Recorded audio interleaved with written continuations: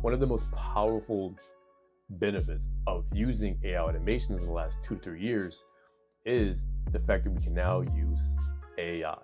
However, there's a big amount of issues that come from using AI, like OpenAI in your end-to-end builds, if you do not know how to fix them. And in today's video, I'm not only going to show you how to fix them, but at the same time, I'm going to show you the issues that can arise from using OpenAI in your end-to-end builds if you aren't careful, because they can easily sneak in and ruin everything that you're doing. So in today's video, I'm going to be showing you the top 3 errors with OpenAI and end-to-end and how to fix them. So error number 1 is hallucinations. Now, if we come right here, we have a set of data for notifications inside of the backend. We got system backup, server CPU, new message from admin, and a user login detected. So if you just have a basic prompt like this, check the logs and summarize which alerts are critical, and if anything looks like a warning mark it as so. And then we have a little bit of logic to handle all that, open it up so you can see it. Boom, boom, boom. Okay, now if we run this and we run the code note to normalize it, we'll see that we have 4 items, just like how over here we had 4 notifications or alerts. Now, if you're not paying attention, you can notice that this AI generates 2 or 3 additional nodes, right? Let's just double check.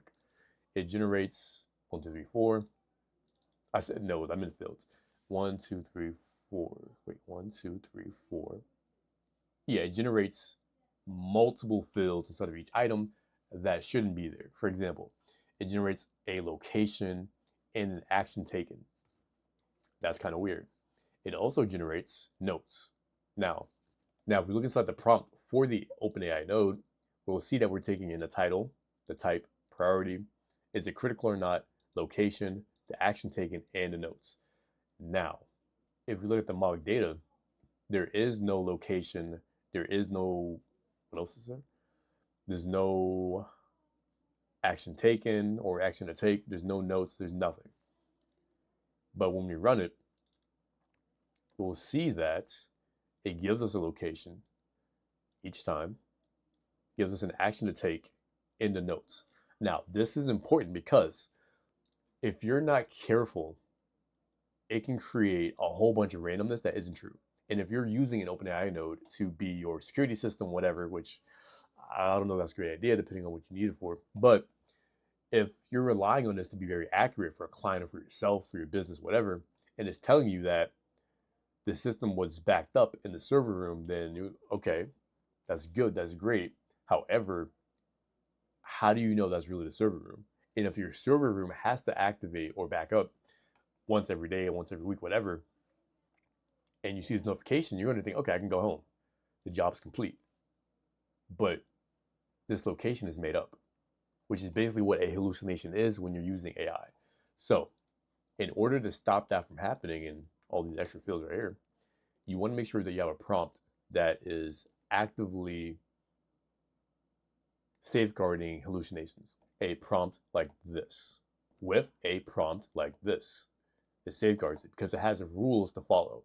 A lot of times you guys aren't actually adding in any negative prompting or rules to follow. You're just giving it instructions and then hoping it does its job because it's AI.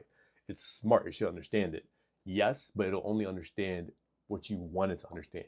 That's a big problem that most people aren't realizing. So you have the rules. If the original object is missing a key, include it with a null value. This prevents any of the hallucination like we had before with creating the random locations and all that.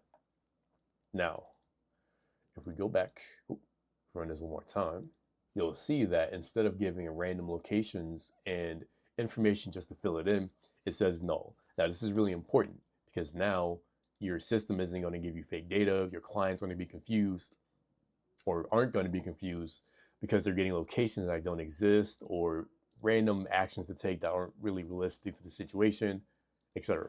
Again, a big part of this is not only the prompting, but expecting AI to handle things that it can't really handle without your help. Now, the second error is handling undefined fields. Now we have a data set of name, email, and phone number for about 20 people.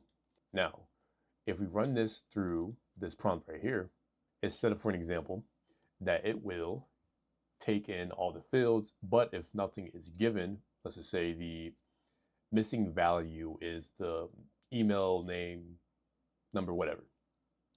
Now, when we run this and put it through the normalizer, it'll spit out, oh, hold on. Jenny, cut this out. Cut out the point before I open this up. Now, if we open this up, we can see that, okay, Sarah Lee is all good. But now the second item, which is, let's see who that is, I don't remember, Marcus Reed. Now, Marcus Reed has a name and an email. He should be added into whatever sheet, CRM, etc., with just that name and email. However, as we can see here, the entire thing errored out because there's missing fields. Now, again, I'm adding in logic to make this happen, but these situations do occur when I'm building out bills for myself, clients, whatever, even in regular videos or people that come to me asking for help. It's always a similar situation going on. So the reason this is happening is because the logic, even though it's plainly here, but the logic isn't allowing the field to be passed through without all three, which means if this is an automated system designed to take in forms from client signups, whatever, you're not going to be getting leads that don't have name, email, and phone number. So you're going to be missing, I don't know how many leads this is, but let's just say 1, 2, 3, 4, 5, 6, 7, 8, 9, 10, 11, 12, 13, 14. You're missing a lot of leads that you should be having, but because your prompting inside your AI node isn't correct, you're missing out on a lot. Now, we were to replace this entire prompt with one that actually has the correct logic. Boom, there we go. Again, negative prompting, adding in rules is going to save you a big amount of time and on your mental health. So let's go ahead and run this right here. Boom, boom, boom. All right, let's give it a second. Boom, boom, boom. Run the code node.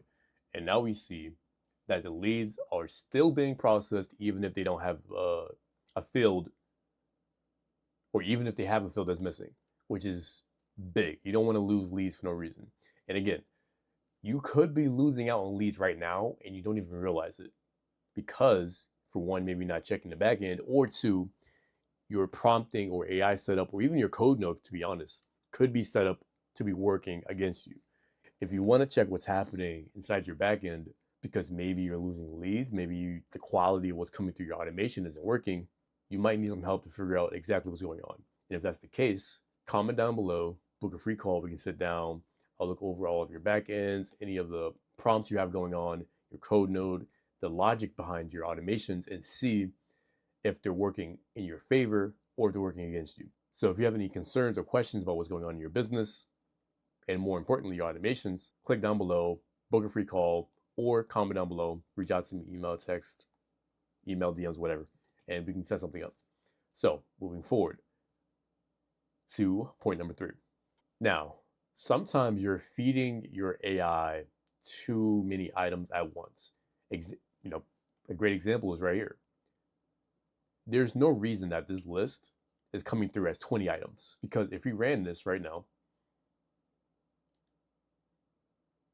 okay, boom, we're done. Now, that took way too long for something that's very simple. And the reason for that is a lot of times you're probably processing too many items at once. For this situation where we have a list of leads, clients, whatever, we can easily turn this into one item to make it much quicker. And not only does it save you on time, but it saves you on cost. Because every time, for example, when this automation or when this node runs 20 times, it's making 20 calls to the OpenAI servers, meaning you're paying to run 20 different runs of this AI mode or node, sorry. So to fix that, to do only one slightly bigger operation, we can do something like this, an aggregate node. Boom, plug that in. And now when we run all of this through, we can go ahead and do something like this, boom, email, boom, oh, my fault, boom, boom, name, email,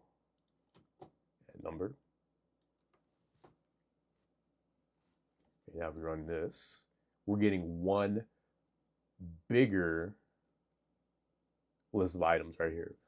Or just, for an example, this probably isn't the correct way to do it for this logic, but just to show you how it works, you can do this with a code node as well. You can easily put in a code node in between the database and the OpenAI node, but for this example, just to show you how this could be done, we go here and we run this now. It's not going to take as long to get this done. So let's watch and see what happens. Now, it depends on the model you're running too. I'm running a GPT-4 Turbo for this example right now, but in a different situation, I'm typically using a GPT-4 Mini. Now, this was way quicker than splitting this up into 20 items and cost less tokens, meaning you save time and money. And then this code node probably isn't set up to handle all of this right now, is it? No, yeah, it still works. So boom. You save time and money by simply turning this into one ordered list. You can do this with an aggregate node, code node, etc. And that right there are probably the top 3 errors I see when someone is attempting to use OpenAI nodes inside of n8n. Also, now that I'm thinking about it, another error or issue that they can't handle is splitting out this type of content from an OpenAI node. This is all one item, right? And even if we remove the aggregate node, it's still going to give us one big body result. And we're using this code node at the end to kind of split it up into separate items. That way we have individual fields. It's not treating all these clients as one client, if that makes sense. And the reason for that is, or the logic behind why that's happening, or how we're able to do that, is by having a code node take in the input from OpenAI and give an output that's cleaner. Now, there isn't a one solution fits all for this. Depending on how your OpenAI node is giving you the output, the code node is going to look different. But having a code node that can take the results from content and split out all these different fields are very, very helpful. And a lot of times you're using OpenAI node, but for some odd reason you can't use anything it gives you. Well, it's because of this part right here. You need to have this part. So a quick little bonus, you can just ask AI to give you a code node based on all of this. But again, a little bonus for you right there. So if you enjoyed the video, like, comment, subscribe. If you have any more questions or help setting up a system that uses OpenAI correctly, because again, OpenAI is ahead of the game right now. It's incredible in the technology that's putting out there. But if you need help using this in your business or everyday life, comment down below or click the link in the description. Book a free call. I appreciate you.